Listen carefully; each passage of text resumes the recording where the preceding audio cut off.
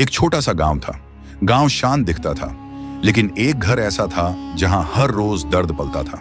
उस घर में एक औरत रहती थी, बहुत सब्र करने वाली, बहुत नेक दिल, लेकिन उसका शौहर उस पर रोज जुल्म करता था। बात बात पर हाथ उठाता और वह औरत खामोशी से सब सह लेती। वह सिर्फ अल्लाह से ही फरियाद करती थी। उसी घर में एक छोटी सी बिल्ली भी रहती थी, मासूम सी बिल्ली। वह रोज अपनी मालकिन के आंसू देखती, उसकी तकलीफ महसूस करती, लेकिन कुछ कर नहीं पाती। गांव के बाहर एक दरवेश रहता था। पूरे गांव को उस पर भरोसा था। लोग कहते थे, अल्लाह ने उसे एक खास नेमत दी है, वह जानवरों की बोली समझ सकता है।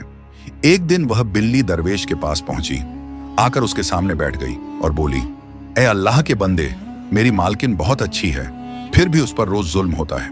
उसका शौहर उसे रोज मारता है। दरवेश चुपचाप सुनता रहा। फिर उसने कहा, ए बिल्ली, तू किसकी बात कर रही है? बिल्ली हैरान रह गई। उसने कहा, क्या आप मेरी बात समझ पा रहे हैं? फिर वह रो पड़ी और सब कुछ बता दिया। दरवेश ने कहा, चल, आज जुल्म का सामना होगा।